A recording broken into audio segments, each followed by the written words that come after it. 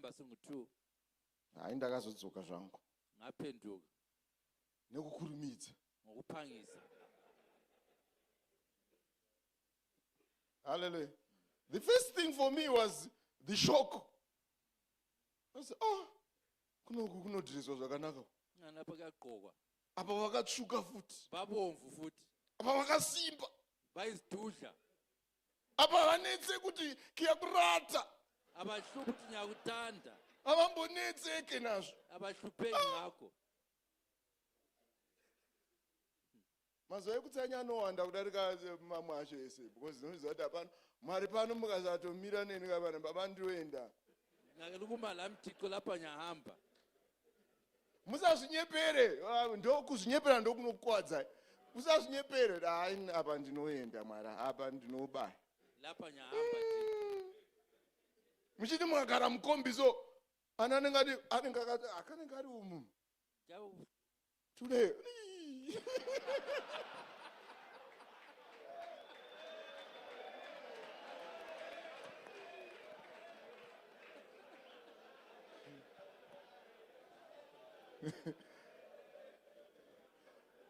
Motoita covenant nasabhuku vako, motogarira pasi, motaurirana manaka. Covenant ndokusabhuku.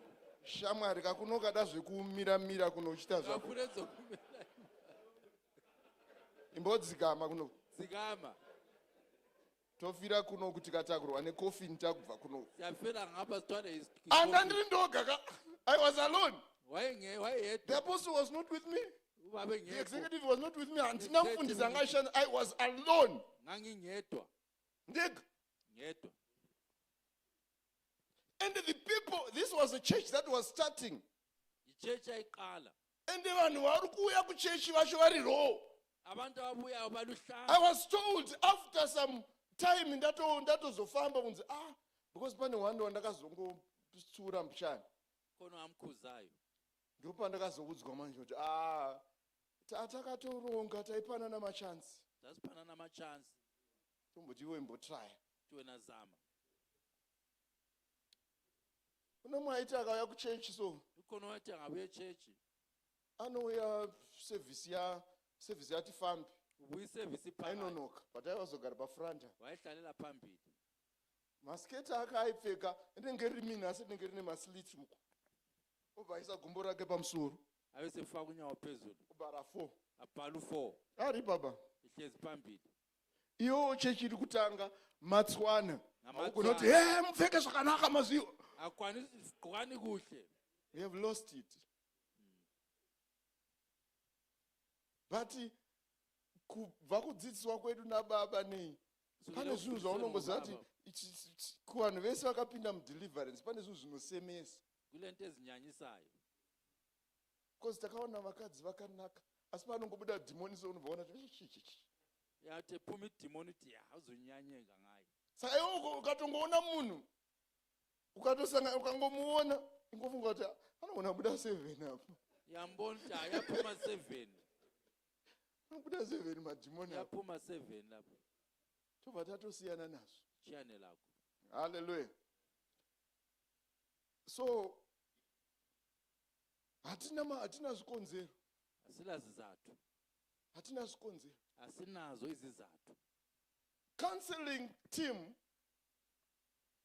tine ma-issues ndofunga wakambotiudza wakataura kuti ma-issues akawanda atakasangana nawo angari ma-marital problems. Abe counseling bayatsho ukuthi indaba eziningi abahlangana lazo ngezomshado. Ende mamwe anyanga achisenda panyaya edzo dzidzi. Amanye agxile kundaba zonezo. Dzekuchochora zviri kuzhe. Yokunanabela okuphandle. Uchisiya zviri mumba. Uchiye kusendlini. Chakambonyatsosiyana chii? Uchiyene ngaphi? Kuti uyasimba wewaita mutete. Lo isidudla lo uzacile. Chikusiyana chi? Uchiyeneni?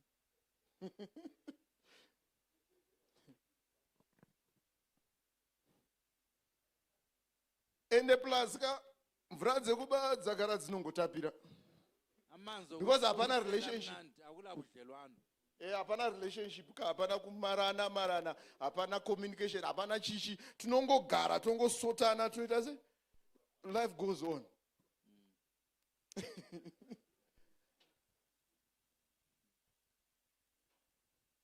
saka as zvatakambotanga tichiita ngatirambei takangomaintaina integrity yedu. Mwari varamba vachitibatsira uNkulunkulu masize uqaleni kwethu siqhubeke ngalelo hambo. nekuti Jobho tinozoona kuti pakupedzisira kwake akangodzoserwa. uJobo siyambona Zvathabho zvizo akamborasikirwa nazvo. sokuphindiwe kulalokho ayakutshontshela. Haleluya. Zvakadzoka zvathabho zvizo akarasikirwa nazvo. Kwaphenduka sokuphindiwe. Chandisina kuzoziva ndechekuti mudzimai anga aramba ari here kana kuti asi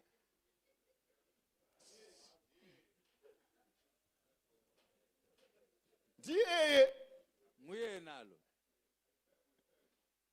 silent ipapo sitongo ndiye. iBhayibheli ithule sathi nguye. Ihambo kunyongosha nyongosha ihambo kudza imi baba imi chihamsi baba pano dai maita zoita mwarume iyeye Yena lo sisonke tilithese.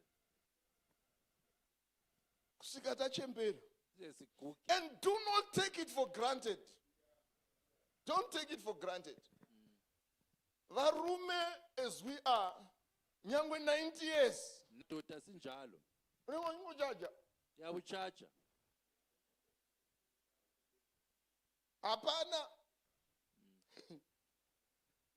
Saka no isizedu isizimubathegere isisu.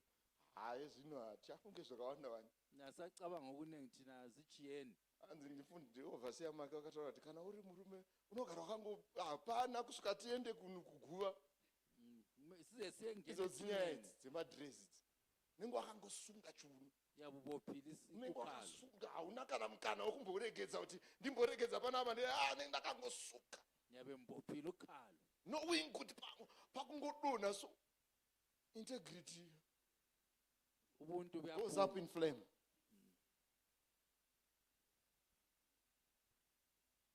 And chimwe chinotichengetedza. Okunye okusigcinayo. Ndakaona mwachiramba kuita ma-leaders ina ndidi kuita mutungamiri yemuda kuzondiri. Dai waitomboziva kuti utungamiri unochengetedza zvisingaiti.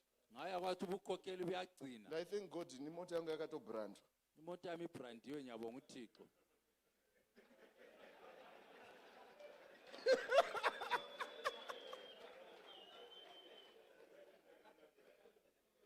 Because there's no that takakuona Sakubona. mota yenyu tayo. Imota nisibonile.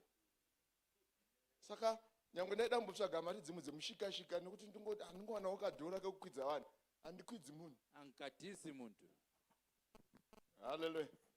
Nekuti pandiri panapa Lapho ngikona. ndakata pane zvandakatakura zvandinazvo. Khona ngikuthweleyo. Shuwa ugongotakura kuti ungotakura kungoti wakuda kungotsvetsauka mukamwana kuti SG ko zvaita sei. Uthi asika teacher. Because pamusangano pese anoziva ndi SG edawo ndi SG ivo vazive. Wena ubazi. Nyaya dzako dzekutsvetsa idzi uchasangana naye Uzahlangana naye baba. Hayi baba. Zvaita sei naye baba. Kutheni baba?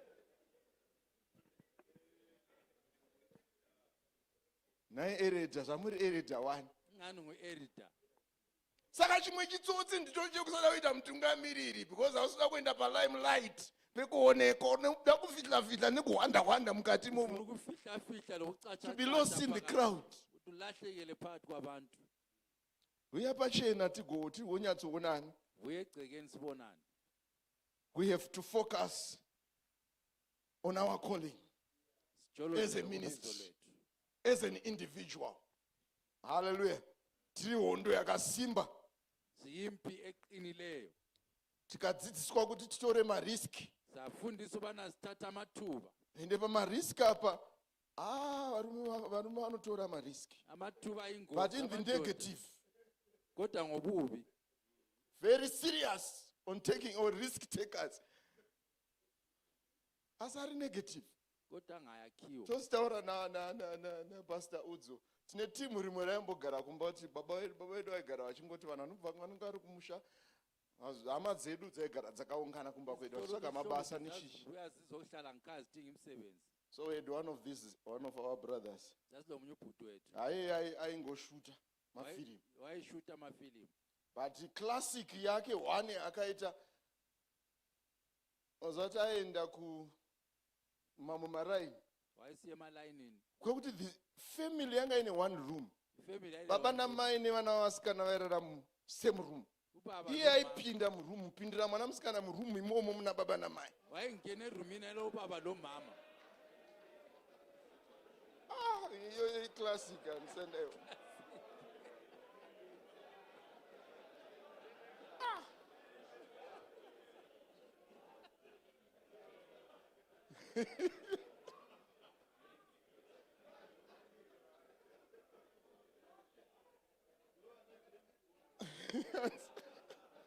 ani ndoana James Bond ava saufunga kuti vainyatsozvita seika hatitomboziviso asi kwathi babekwenza njani halevo yacho ini ndakatoikonewa hayi angethusa paakazodiscoverwa wathi ebanjwa akatiza ainemoza zvinonakidza izvo akazotiza asina kana chaakapfeka kana one kureva kuti aitosvikawo kurura zvese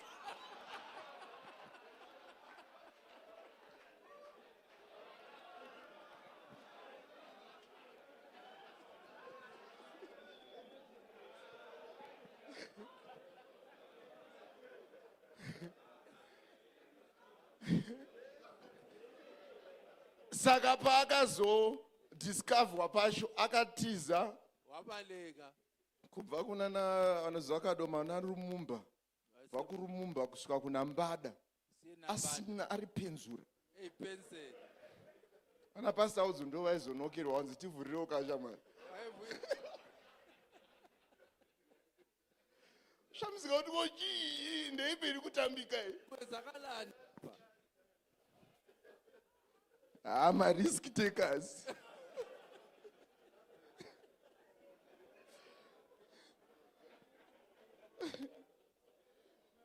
yeah.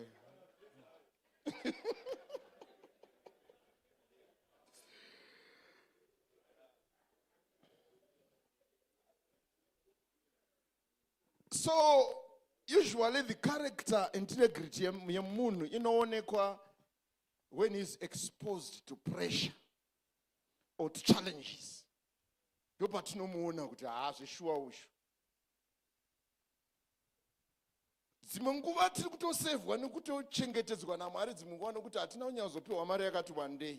sigcinwa nguThixo omunye isikhathi ngoba But the season yatiri kupinda manje, isizini esingena where there's explosion, things happening left, right and center, into we need to maintain our integrity. asigcineni ubuntu bethu Hallelujah.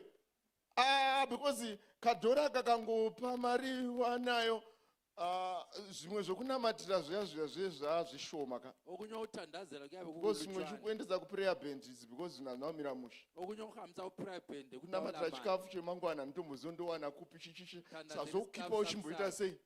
Vanhu manje firiji inenge yazara. fridge yabe igcwele Fuel no problem, mota ayila iripo. problem Chakati everything is set. Konke It's kukhona. there. Mari yacho iripo. imali ikhona Wonzi ma-African men kana ikawedzera vanoda kuwedzera chi madzimai unenge wakuona kuti hanzi nemwe hanzi zvinhu zvemba munomu zvese tachinja maproperty tachinja kwasara one chete chinhu chainto yonke sesichinjile endlini all the property tachinja munhu konke kwasara one. sesichinjile uselokodwa Unza onzi ndiwe changuwe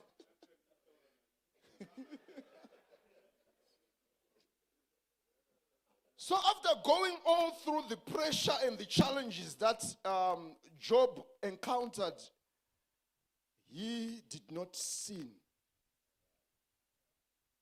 Nor did he blame anything on God. Anything on God.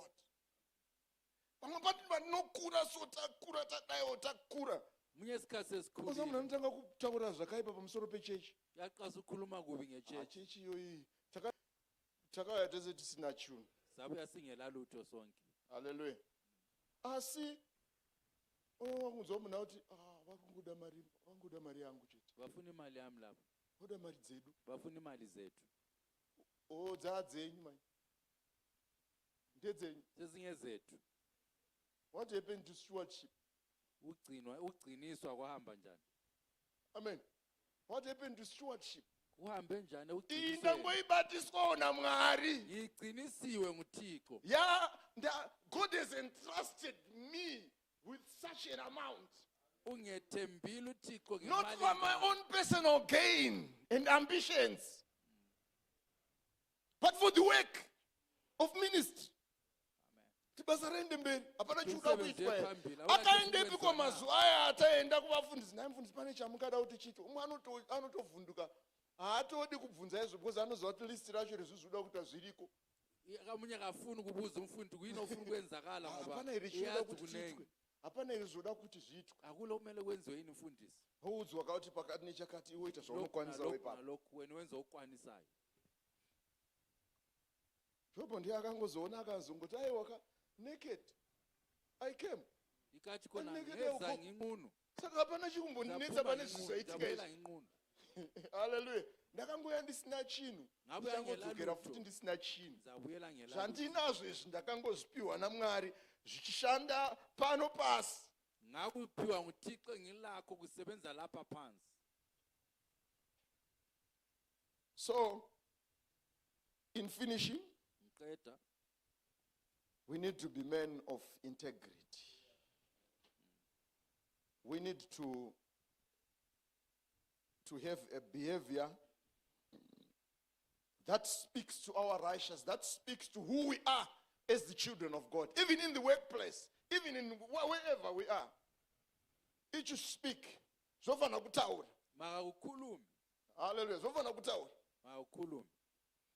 Colossians chapter 3 verse 23 to 24. Colossians 3. Work willingly at whatever you do as though you are working for the Lord. Ita zvinhu zvauri kuita wakanyatso wanzi maversions anoti heartily, with all your heart, as unto the Lord.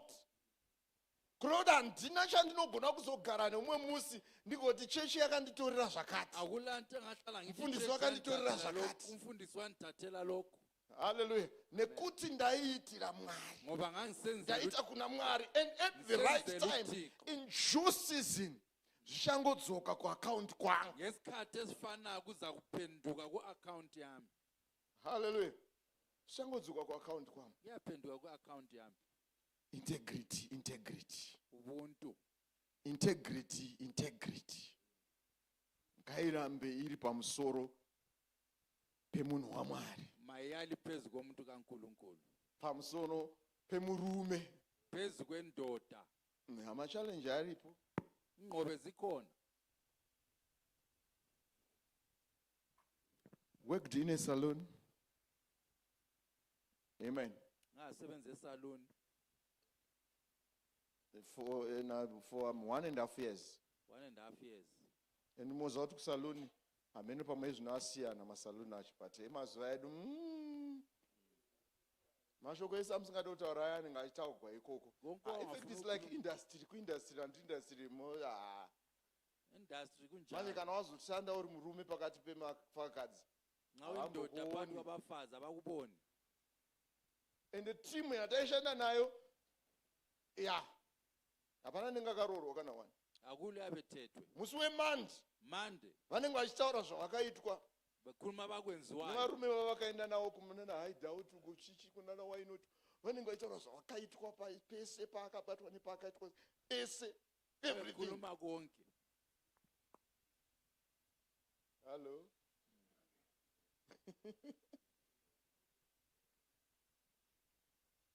Vati pane zvinhu zvinofanira kukuziva kuti akumana ndikangotsvedza panapa ndairasa.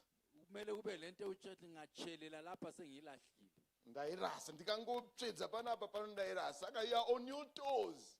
Vanotamba bhora vanoziva kuti unotamba bhora uri on your toes. Kana uri goalkeeper unofanira kuramba nyangwe riri kusenda uko. Lanxa lisesenta. Nekuti chinangwa cheopponent yako ka mumaneti. Opponent ifuna ukukuhlohla. Saka pose 90 minutes idzo dzese unongofanira kungochiramba uchinyatsoita man the gate. Kumele ukuthi Tarikhowe panapa. ukuthi alingeni ibhola. On your toes. Mengamazwana. So I would go, ndakatona zondibatsira bhaibheri rangu andithatha ibhayibhili lami naro kubasa.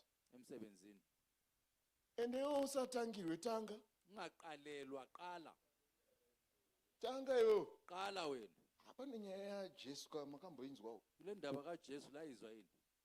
And uchatona kuti paunongotanga kutaura zvono vanotanga kutotizawo neona. Ai idzi ndezvekuchechi. Lo ngwechechi lo. Unotaura zimascripture nemaoiti nje. Kuma Vhara mani chibhuku icho. Bali ibhuku lelo. Hapana atisina kuparidzirwa musaluni imo. Kubva kuna director washanga ari mukarati. Director wako nomukarati. I wanted to introduce my prayers papa vakaramba. Afuna introduce my prayers bayala. But what I also managed to do was vava nemavideo anayondo sister nakanda pungumana aipisa wamazuva acho iwayo. Sando vavanoti TV yanga irimo, it was an upmarket salon, so vaibva vaisawo manhangirike. Anaona kuti okay, haini zvangu hazvinetsi, ndine mameseji ababa vangu. Lama message kababa. Yanga ari mavhisi araya.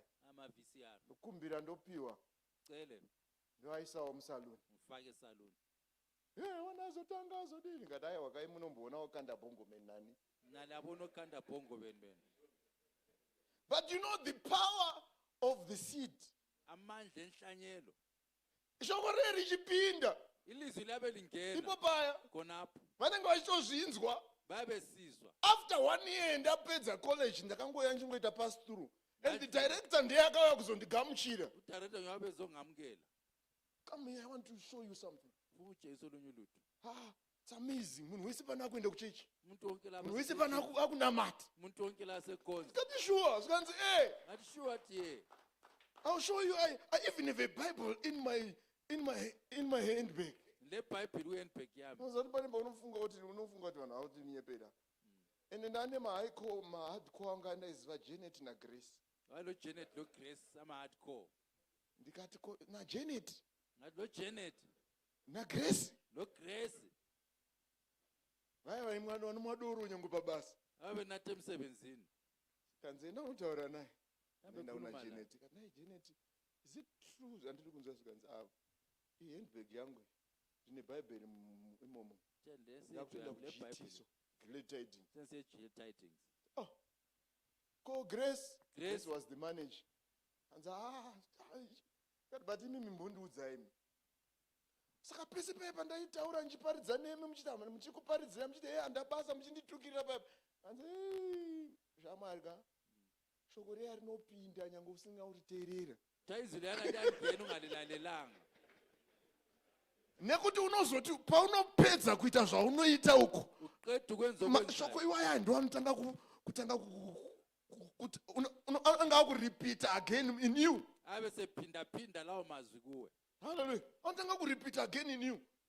Saka at the end of it unongozona kuti hapana chikuita kungotendeuka. Lapha ikuphenduka. So we need to sow the right seeds.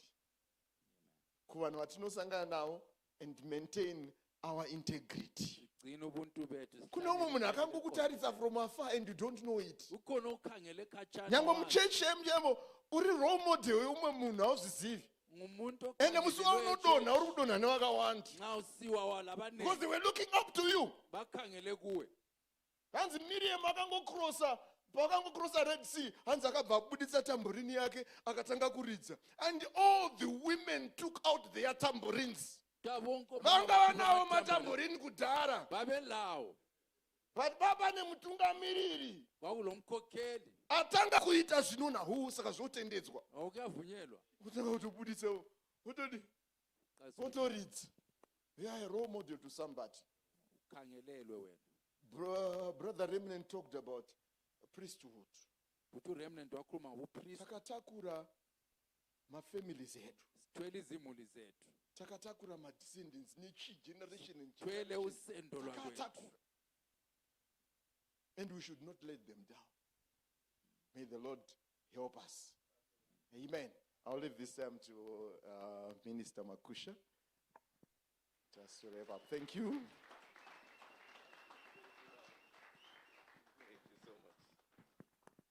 Hallelujah. Hallelujah. Tinotenda Mwari ne siyabonga uThixo nekushumirwa kwakadai. ngokuchunyayezwa okunje. Satani haana chimwe chinangwa. Ngale enye injongo uSathane. John 10 inodaro mbavha inongouya kuzoba, kuuraya nekuparadza. John 10 uthi yena isela ukuzotshontsha, ukubulala, Hallelujah. ukubhidliza. Panapa tapakwa kubva musangano uchitanga, Lapha sesipakitshela umhlangano ende uqala. Mwari vari kutiitira zvakanaka. uThixo senzela kahle. Shoko raMwari riri kutiumba. Izwi likaThixo liyasibumba. Vamwe vasina zvavanazvo, uchibuda munomu zvako rega kunetseka wave nazvo. Ngathi ungela usuka Hallelujah. ngahlupheka usulakho. Nekuda kwekushongedzwa kwataitwa nekwatiri kuitwa panzvimbo ino. Ngenxa yokuhlonywa esikwenziwayo. Asi hatidi kumbovanzirana. Singacatshelani. Satani ari pasaidi. uSathane useceleni. Kwai nababa kwai aiva akatomirawo semutumwa pavatumwa ipapo. Wayemile njengesithunywa. Kusvika Mwari wazoti wewe chauri kubata panapa chii? Wazi wabusa wena uthingani. Saka tinoda kuti tibatsirane hama dzangu Sincedane zihlobo nekuministikwa kwataitwa kune simba kwakadai. ngokuchunyayezwa kulamandla kanje. Washongedzwa, wadzidziswa, wapakwa, wave kuziva simba residi, wakugona kudhisena kunyangwe sidi yachona nesimba rayo nezvaichabudisa mauri. Lalokho ezakukhipha kuwe. Still Satan haachinji. uSathane kachinji. Anongoshandisa zvakare izvozviya. Usebenzisa wakudala. Zvino pano Mwari pano ari kuti saka ndosiyana naye here. Ukhono lathi nchiyane la yini. Izvezvi imo munomu arimo kubva musangano uchitanga Umhlangano kusvikira nhasi taakupedza. Ari kuti saka Mwari ndanzwa zvamuri kutaura asi ndosiya here. mchiye yini. Because nhasi ndabatwa. Angabanjwa. Hallelujah. Zvinhu zvinoparadza murume, Into ebhidliza indoda vakadzi nabafazi nemari nemali nokuzvikudza. lokuzikhukhumeza. Pride, Pride. gold and Golide. girls. Hallelujah. Izvozvi ndo zvinoparadza murume izvozvi. Yabhidliza indoda lokho. Chivi chirwere. Isono isifo. Chirwere chemweya. Isifo sakomoya. Ende chivi ukama naSatani. Ibuhlobo noSathane. Unogona kunge uri panapa but uchiwirirana naSatani panyaya dzemadzimai baba. Chinatsowirirana. Zvokuti munowirirana zvokuti zvimwe zvese zviri kuitika panapa hazvikoshi. Nokuda kuti iwewe une kamwe kacovenant kako naSatani kamunowirirana kaunongoti kondikazoregedza. Satani anongoda chete kukuparadza nenzira iyoyo. Ufuna ubhidliza ngaleyo ndlela. Saka hama dzangu mari iri kuzoitwa. Imali zaba khona. Mabhizinesi ari kuzosimuka. Amabhizinesi aphakama. But Bible inoti kana munhu wangopwanya heji. Ngabhidliza iheji. Hallelujah. Let us have integrity. Sibe lobu. Hallelujah. Ngative neintegrity, then we will leave a legacy. Tinozosiyira vana vedu nhaka. Siyachela Toda abantu kuti timbosimuka. Sisukumene.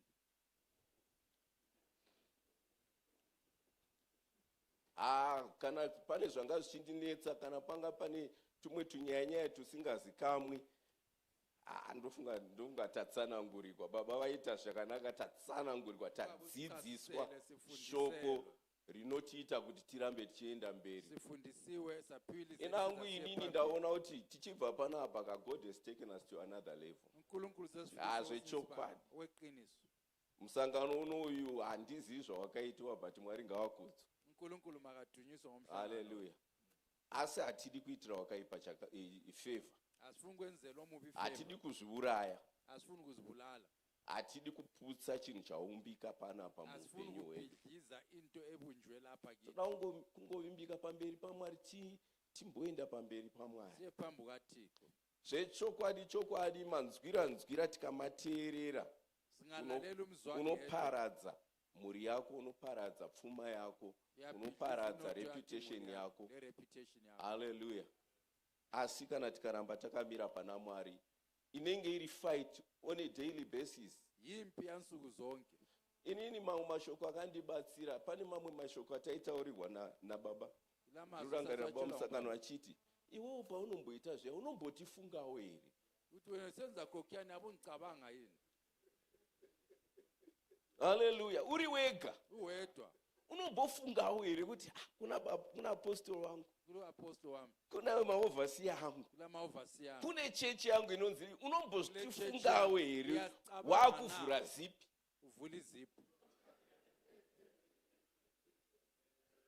Haleluya. Aiwa varume toda kubatsirana ka. Pane imwe kodhi yataimbobatsirana tichiri majaya zvedu. Munhu anenge azvibatsira panze apo adiridza paadiridza okangamwa zipi yake handiti. Akoki zipi yake. Saka sevarume kana pane vamwe vangozoti XYZ. Zapot XYZ. Wotoziva kuti okay, I should examine my zip. Examine zipi yami. Handiti. Iye zvino ngati examine zipi yedu varume. XYZ. Chokwadi zviri kuuraya mhuri, zviri kuuraya vamwe vanhu vasina mhosva. Kana munhu akasangana nemukadzi asiri mudzimai wake, maita sungano yeropa, Selenza ubudlelwano. icovenant. Covenant. This is why the scripture said the two shall become one. Ababili You are bazaba entering manye. into a covenant. This is whereby if the blood of the other person is contaminated, you are taking that blood into yourself. Uthatha lelo gazi kuwe. Hallelujah. Saka unotozorwara. Uyagula. There is an innocent woman ari kumba akazvidedicata kwauri, akazvipa upenyu hwake kwauri, akati ndichararama nababa, ari innocent, ari kuvigirwa negamba rinofunga kuti akangwara, ropa rarongina, Igazi selingcwele. rakarume. Lipoyilela abanye. And you're bringing that to your wife, Letha lokho innocently at home. msulu endlini. And may I say, kana waita Casmelaus,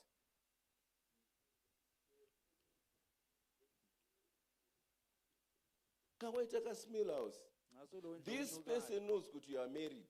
Yakwazi